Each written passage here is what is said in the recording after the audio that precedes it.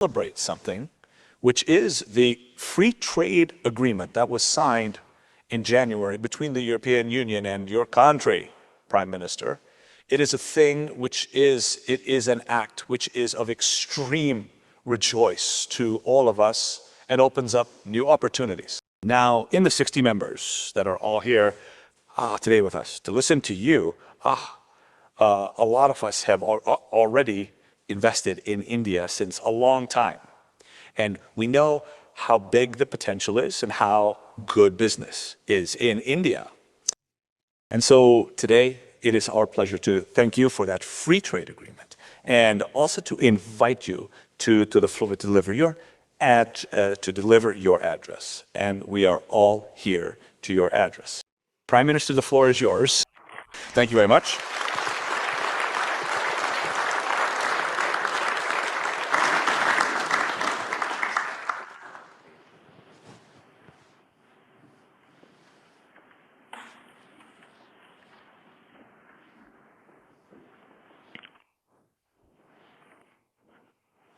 Your Excellency, Prime Minister Chris Christensen, Your Excellency, Ujulaji Uchalalile,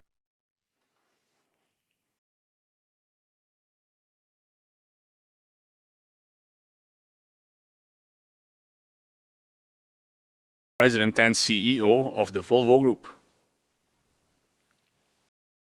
Ladies and gentlemen, leading European business leaders. Present Hugus, Lee Ilkamich Odbientrala, present here. Good morning.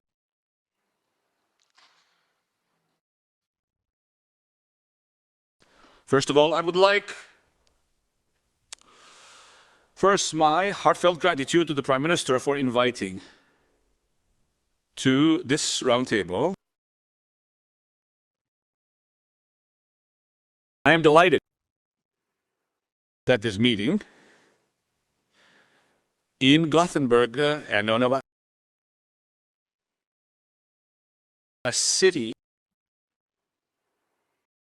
that is a living symbol of both innovation and the manufacturing spirit of Europe. Friends, it is an honor for me to address such a prestigious forum as the European Roundtable for Industry. I have met some of you before, and I am meeting some for the first time today. But one thing is certain. All of you are connected to India in some way or another. Some have manufacturing in India. Some have R&D in India. Some have a talent base in India. Some have a supply chain linked to India, and some are making major investments in India. Today's meeting is an opportunity to further strengthen this partnership. Friends, today, India, Europe relations are a new turning point.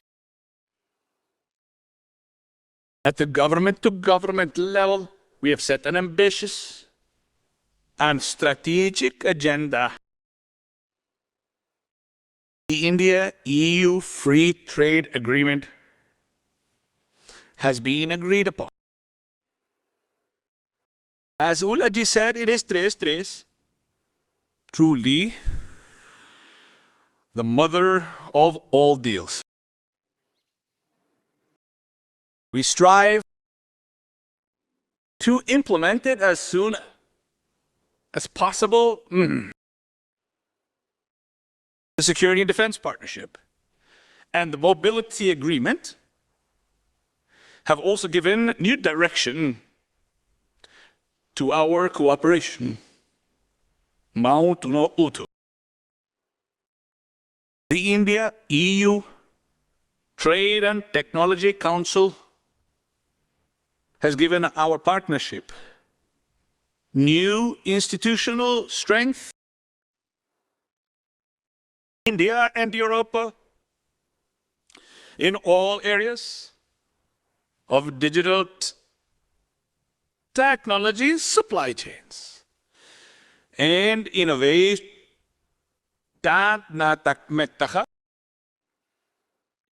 Historic initiatives like the India, Middle East, Europe Economic Corridor are giving new political activity and economic integration. Resolution the aggregation. We have similar in priorities regarding green transition and sustainable growth. In other words, looking at the big picture, we have deep political, economic, and strategic convergence. India and Europe are strategic partners for a balanced, secure, and sustainable world. But friends, governments can only provide framework support, and policy direction. Real change on the ground will only be possible through the efforts of all of you. That's why I've come to you to work together with India, the Monisistali India. As the fast-growing major economy, India is moving forward with a new confidence. India is a country of aspirations for 1.4 billion people. Our young population, expanding middle class, and infrastructure expansion are fueling India's growth. Over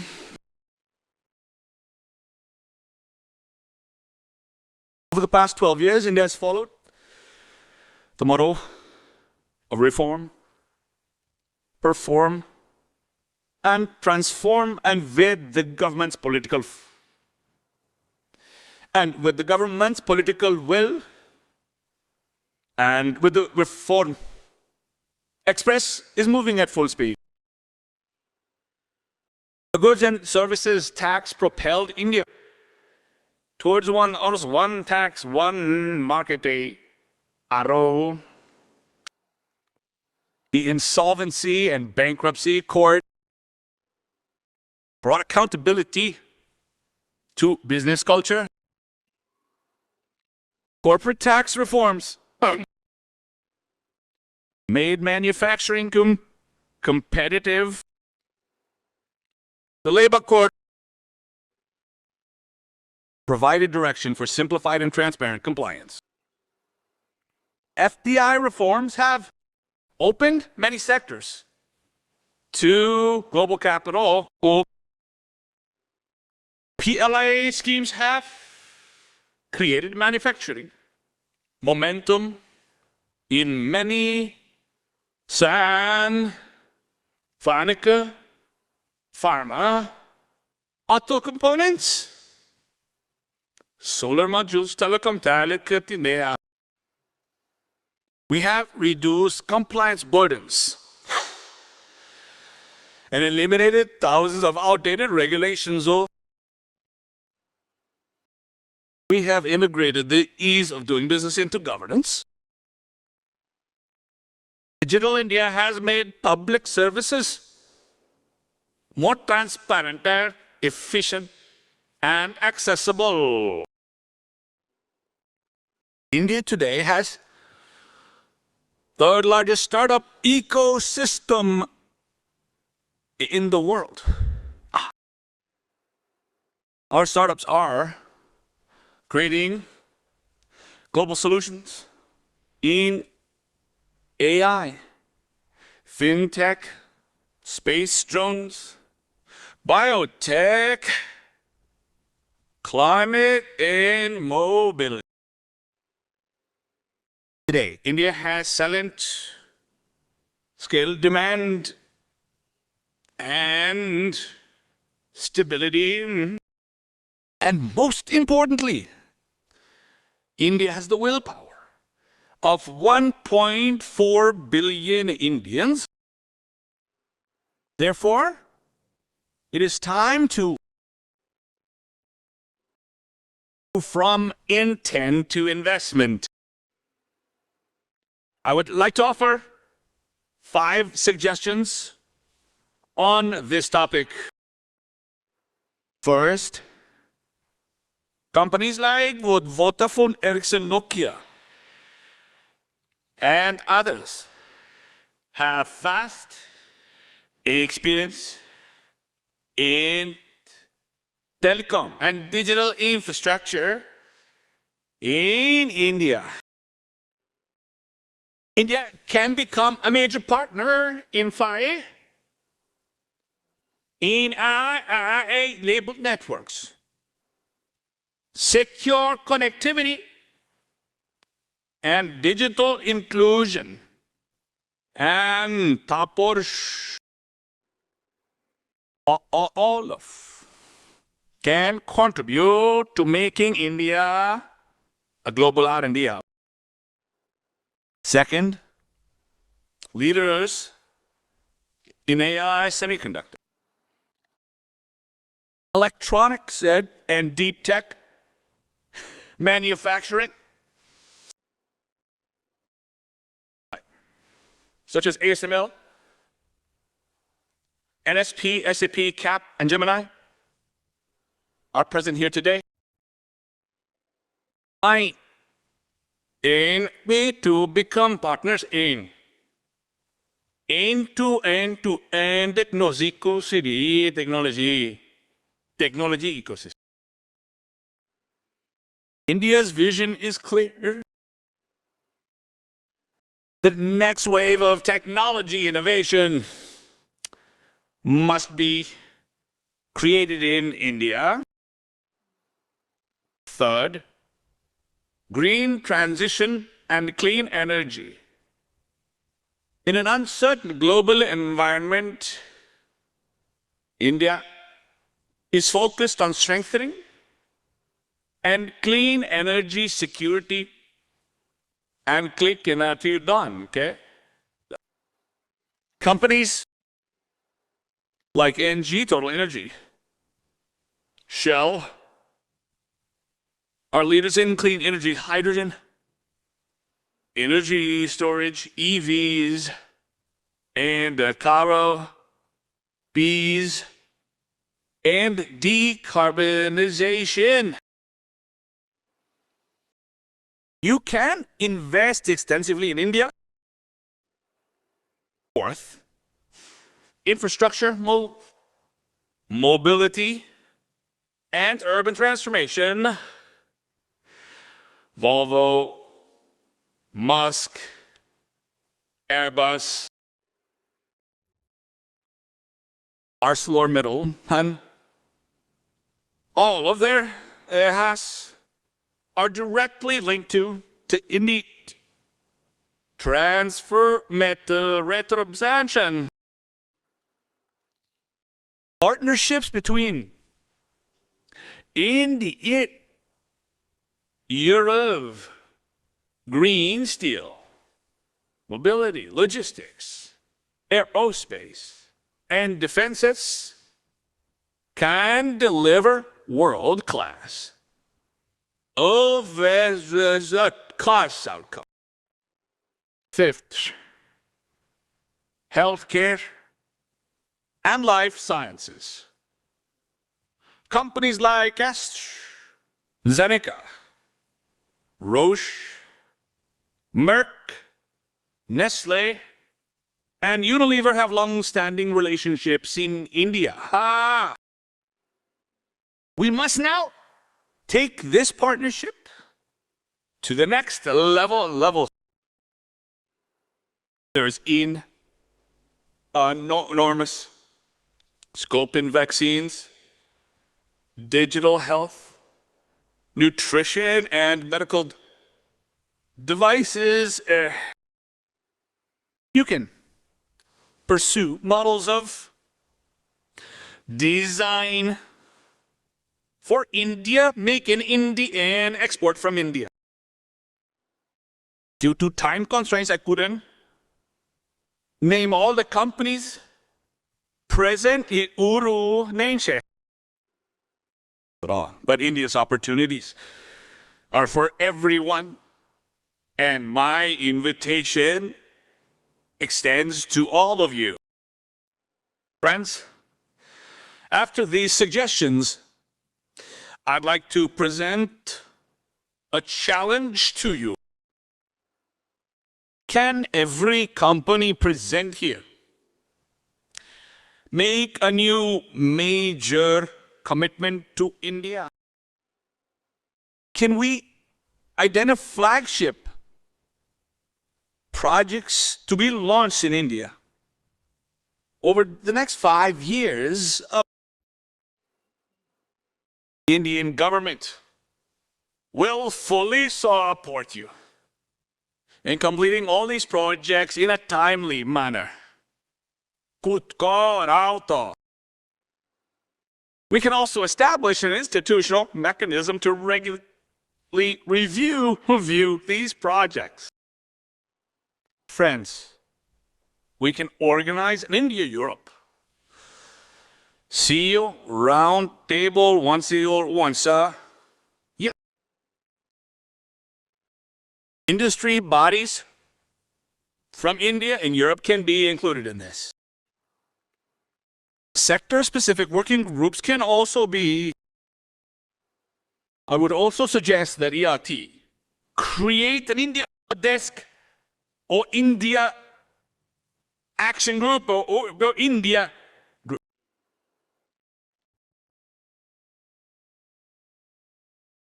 Its mandate should be simple. Support the expansion of existing companies, facilitate the entry of new companies wishing to come to India, and proactively address business concerns. Friends, the partnership between India and Europe is not limited to economic statistics. It is a partnership of shared values. It is a partnership of democracy and diversity. It is a partnership of trust and transparency.